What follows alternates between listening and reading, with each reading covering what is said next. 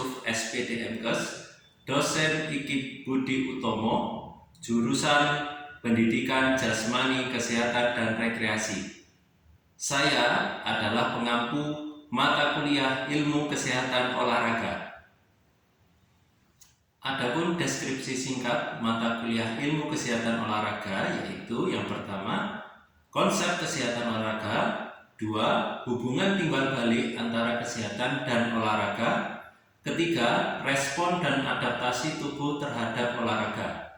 Yang keempat adalah rancangan dan evaluasi program olahraga untuk berbagai tujuan kesehatan.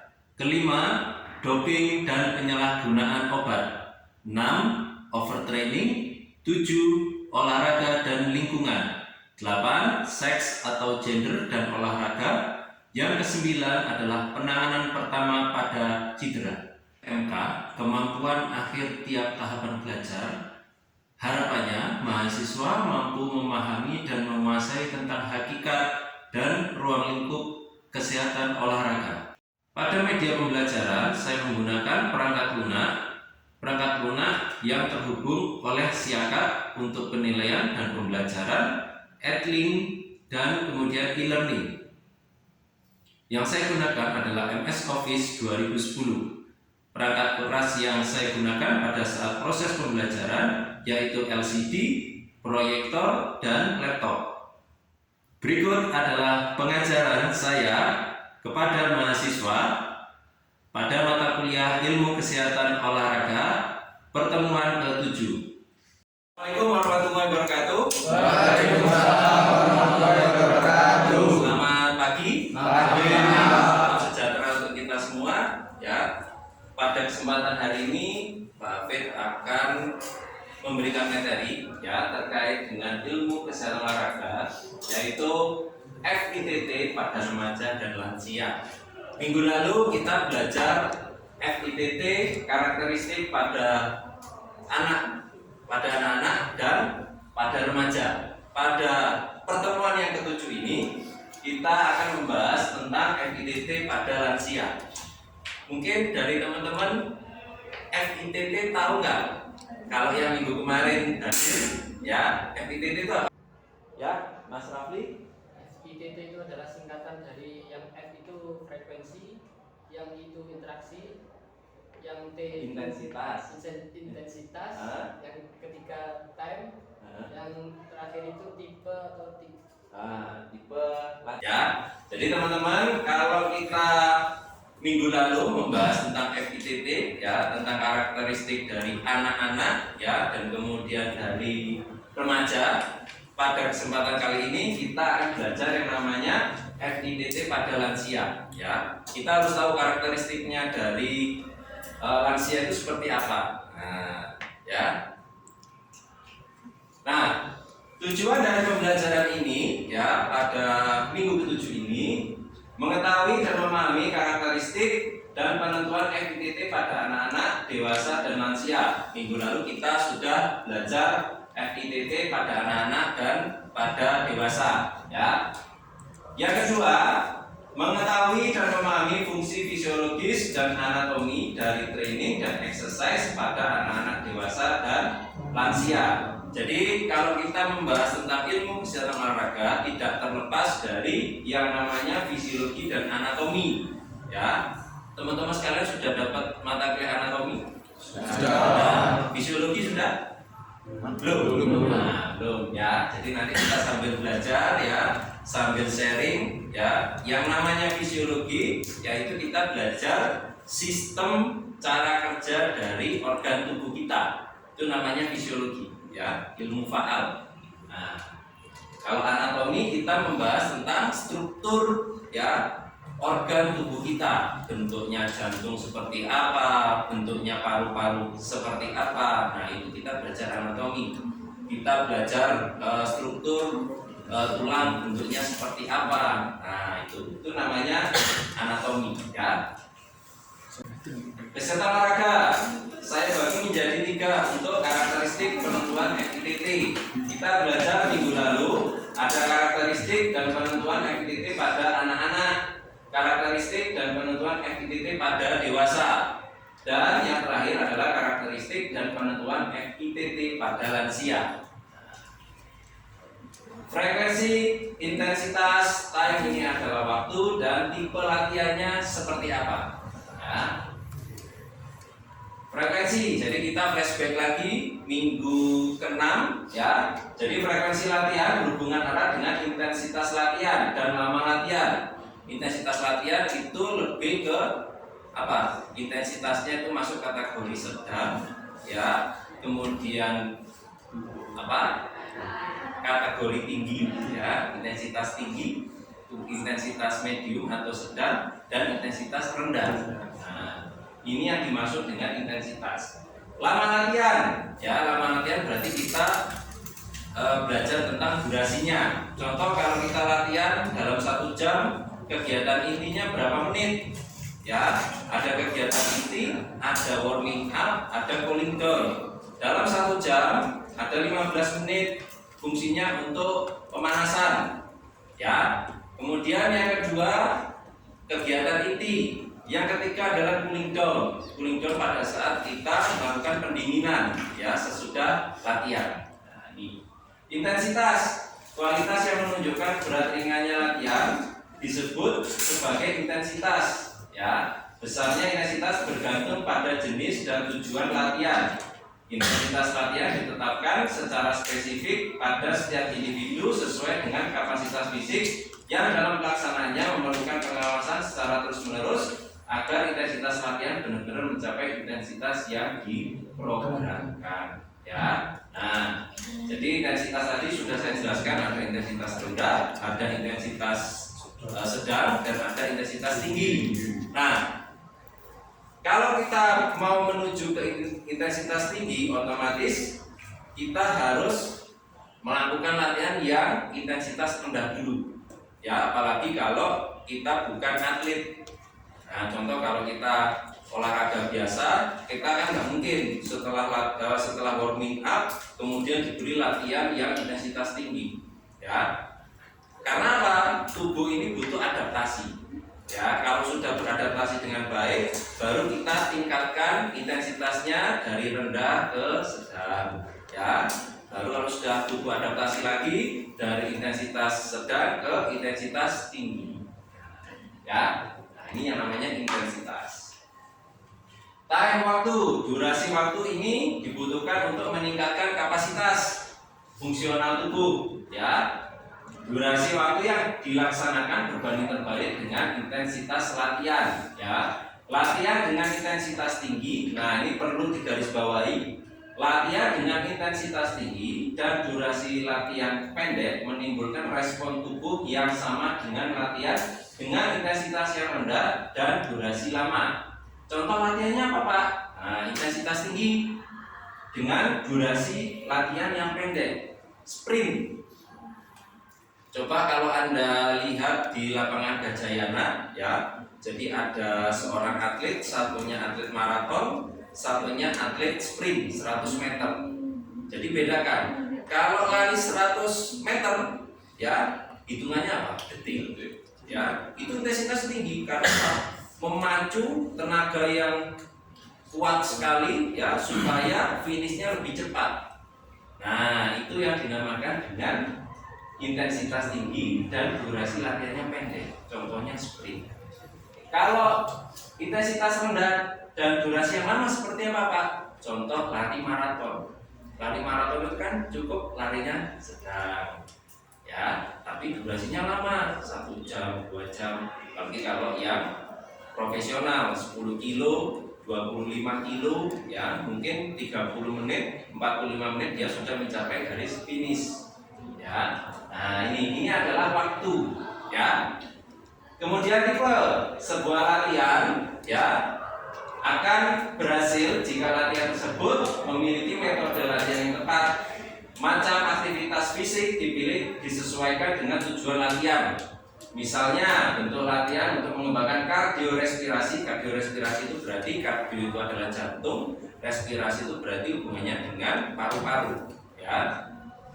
Ada bermacam-macam seperti lari, sepeda, jogging, berenang, senam aerobik atau jalan kaki. Nah, ini adalah tipe latihannya. bentuknya seperti apa. Ya, dari sini mungkin ada yang mau bertanya. Ada yang mau bertanya dari teman-teman? Oke, ya, Bapaknya. Saya mau tanya Pak, bagaimana caranya mengukur denyut nadi? Nah, caranya mengukur denyut nadi kira-kira seperti apa? Ada yang bisa? Ada yang bisa? Ada yang bisa? Ya, ya. Jadi saya contohkan. Contoh, Mas yang ada di depan, silakan maju. Nah, ya. Jadi kita belajar yang namanya mengukur denyut nadi secara sederhana. Ya, secara sederhana seperti apa? Nah, jadi sebelah sini ya.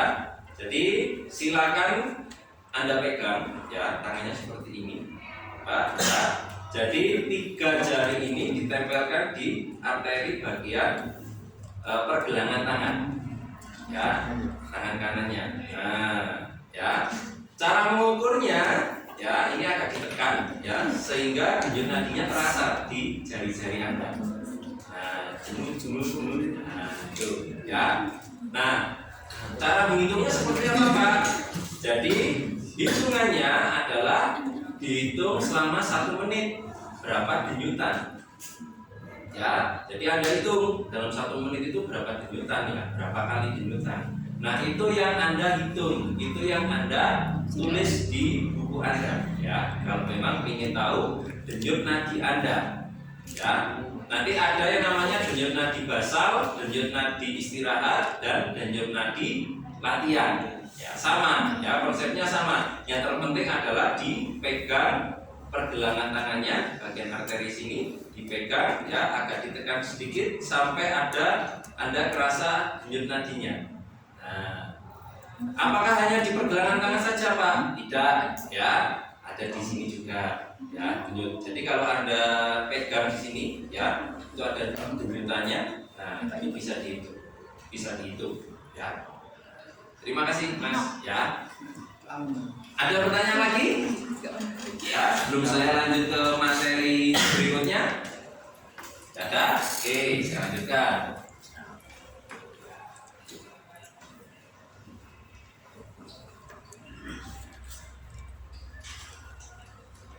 Nah, kita belajar karakteristik dan penentuan FTT pada lansia. Ya. Karakteristik lansia, ya lansia atau lanjut usia merupakan kelompok umur pada manusia yang telah memasuki tahapan akhir dari fase kehidupannya. Ya, ini tahap akhir dari kehidupan kita. Ya, nah, pada kelompok yang dikategorikan lansia ini akan terjadi suatu proses yang disebut aging proses, ya proses penuaan. Lanjut usia adalah di mana individu yang berusia di atas 60 tahun ya, yang pada umumnya memiliki tanda-tanda terjadinya penurunan fungsi-fungsi biologis, psikologis, sosial dan ekonomi. Ya. Jadi kalau kita belajar ilmu faal juga ya.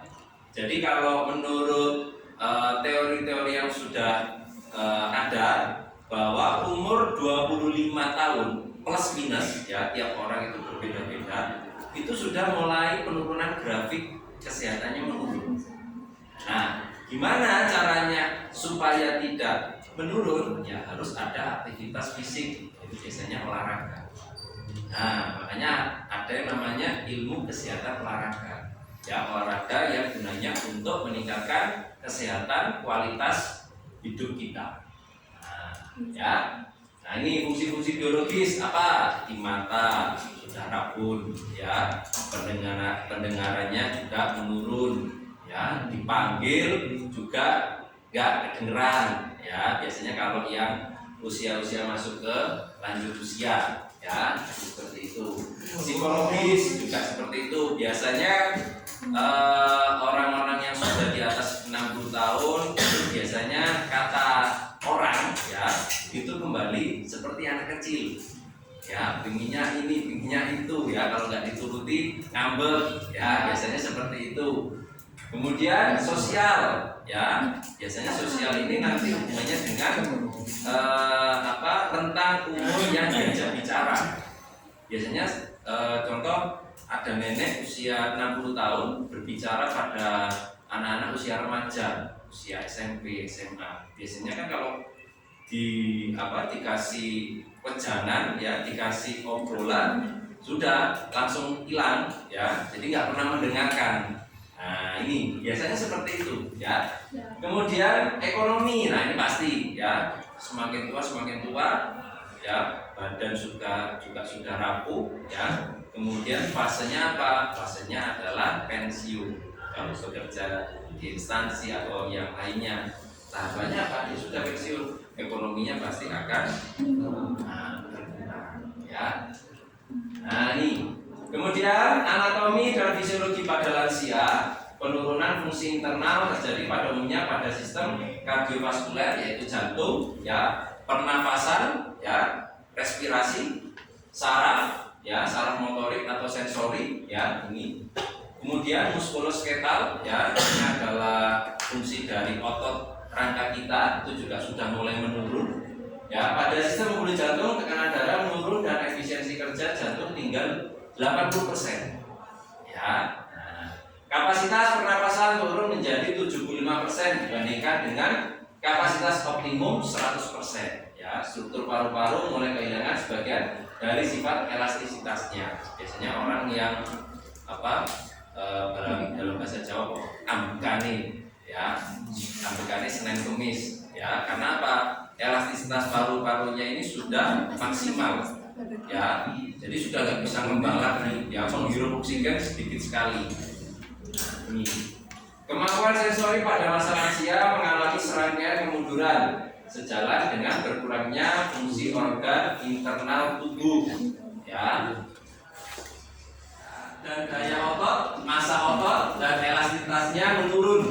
Ya, pada wanita biasanya terjadi tulang melemah dan densitas, ya, densitas itu ketebalan tulangnya juga menurun, apa yang disebut dengan osteoporosis. Ya, kenapa osteoporosis? Ya, perlu diingat bahwa yang namanya perempuan itu ada namanya fase menopause, ya, atau sebelumnya kalau pada saat remaja masa haid. Nah, haid itu kan dia mengeluarkan darah yang sangat banyak. Darah itu dari mana? Dari sumsum tulang Anda. Ya, jadi perlu diingat bahwa pembentukan darah itu berasal dari sumsum tulang. Kalau darah itu sering keluar terus menerus, akhirnya apa? Tulang akan menjadi keropos. Nah, ini yang disebut dengan osteoporosis. Ya, makanya banyakin kalsium, ya, yang mengandung banyak kalsium, ya, contoh susu dan lain sebagainya. Ya. Pengaruh terhadap fungsi anatomi dan fisiologi pada lansia. Ya, manfaat olahraga pada lansia antara lain dapat memperpanjang usia, menyehatkan jantung, otot, tulang, mencegah obesitas. Ya, olahraga dapat memperbaiki komposisi tubuh seperti lemak tubuh, kesehatan tulang, ya, massa otot, meningkatkan daya tahan, massa otot dan kekuatan otot, serta fleksibilitas sehingga lansia lebih sehat dan bugar. Ya, ini olahraga juga dapat menurunkan resiko penyakit diabetes mellitus, hipertensi, dan penyakit jantung. Ini adalah penyakit degeneratif, ya, penyakit degeneratif seperti diabetes, hipertensi, penyakit jantung ini bisa diturunkan, tetapi bisa dicegah, ya, dengan cara apa, Pak? Olahraga dengan porsi yang sesuai. Ya, kalau sudah punya penyakit jantung, ya jangan dikasih intensitas yang tinggi, bisa meninggal di tempat, ya. Tuh. Program training, ya, ini tadi sudah sedikit kita singgung pada saat kita mengukur denyut nadi, ya. Contoh program latihan selama 1 bulan bagi lansia usia 70 tahun dengan berpedoman pada konsep FITT, ya, frekuensi, intensitas, time, dan tipe latihannya. Maka kita harus mengetahui terlebih dahulu denyut jantungnya, ya. Maksimalnya adalah 220. Jadi 220 ini konstanta. Jadi kalau kita melakukan aktivitas latihan, ya, denyut nadi kita itu maksimal 220. Ini plus minus. Jadi tiap orang berbeda-beda.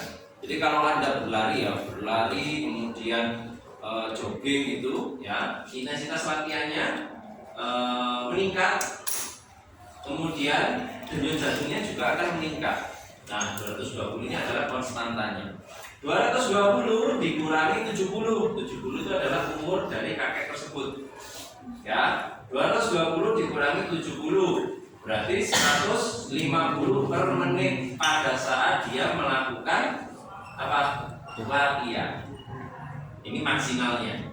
Ya. Kemudian intensitas latihan untuk olahraga kesehatan, ya.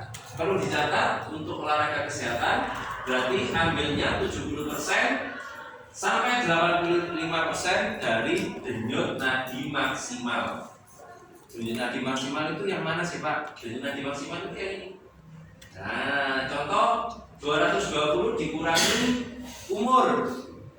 Umurnya Masnya berapa? 20 tahun. Berarti 220 dikurangi 20, 200 per menit. Kalau Anda melakukan latihan intensitas tinggi. Ini, ya. Nah, untuk olahraga prestasi, nah ini tadi kalau yang di atas olahraga kesehatan, kalau yang di bawah adalah olahraga prestasi antara 80% sampai 90% denyut nadi maksimal.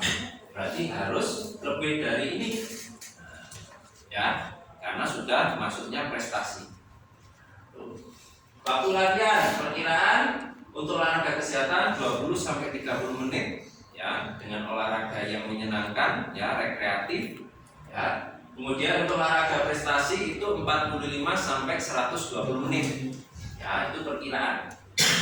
Dilihat dari denyut nadi maksimalnya. Oke. Lanjut. Ini minggu pertama, jadi kalau kita buat pedoman, ya, atau program latihan, ya, untuk lansia. Nah, ini bisa Anda lihat frekuensinya mulai dari hari Senin, Rabu, Jumat. Kenapa Pak kok ada jeda Selasa ketika latihan? Nah, ini gunanya untuk recovery. Jadi supaya tubuh itu tidak dibebani latihan terus, harus adaptasi. Ya. Senin latihan, kemudian Selasa libur, Rabu latihan lagi, Kamis libur, Jumat latihan lagi. Ya. Nah, intensitasnya seperti apa? Jadi dimulai yang paling rendah dulu. Jadi kalau Anda lihat di sini ada 70%, ya. Terus kemudian meningkat minggu kedua jadi 75%. Begitu seterusnya sampai minggu-minggu berikutnya. Ya. Nah, tipe latihannya apa? Jalan kaki, berenang, ya, senam yang memang membuat manula atau lansia tersebut happy. Ya. Jadi bentuknya rekreatif. Nah, seperti itu. Kemudian minggu ketiga, ya, meningkat 80%, 85%, ya, dengan tipe-tipe latihan ini. Untuk tugas dan kemudian untuk makalah, ya, nanti bisa dilihat di Adlink. Ya, silakan lihat, dicek di Adlink, ya, silakan dikerjakan dan kemudian silakan di-upload ulang di Adlink. Ya. Jika tidak ada pertanyaan, terima kasih atas perhatiannya. Semoga kita bertemu minggu depan. Saya akhiri, wassalamualaikum warahmatullahi wabarakatuh. Waalaikumsalam warahmatullahi wabarakatuh. Untuk selanjutnya, tugas-tugas yang saya berikan kepada mahasiswa, saya lampirkan di Adlink supaya mahasiswa bisa melihat tugas yang telah saya berikan. Pertama-tama, saya masukkan password dan username untuk masuk ke login Siakat.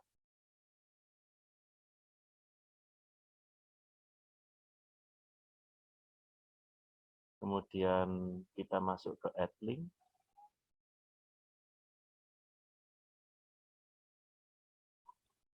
Setelah kita masuk di Adlink, kita masuk ke ruang kelas.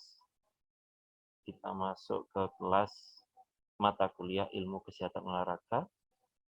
Nah, dari sini kita bisa melihat tugas yang saya berikan kepada mahasiswa untuk dikerjakan. Ini salah satunya adalah link YouTube mengenai kegiatan atau aktivitas fisik yang dilakukan oleh lansia. Ini hubungannya dengan pertemuan ke-7 terkait dengan frekuensi, intensitas latihan, ya, tipe, dan tempo atau waktu. Tugas yaitu berupa PowerPoint yang mana teman-teman ini atau mahasiswa ini mengerjakan tugas berupa PowerPoint dan diupload ulang di Adlink, sehingga saya sebagai pengampu mata kuliah ilmu kesehatan olahraga bisa melihat tugas dari mahasiswa, dilihat dan kemudian bisa diunduh. Setelah diunduh, saya bisa mengecek untuk bentuk dari PowerPoint-nya. Untuk penilaiannya, yaitu makalah hasil studi kasus, bobotnya adalah 30%, penyusunan slide PowerPoint presentasi, ini 30%, presentasi 40%. Jadi kalau di total, jika mahasiswa mengerjakan makalah tersebut, ini adalah 100%. Nah, bobot kriteria penilaian tersebut, ini menentukan tugas yang telah dilakukan tiap semester atau selama 1 semester.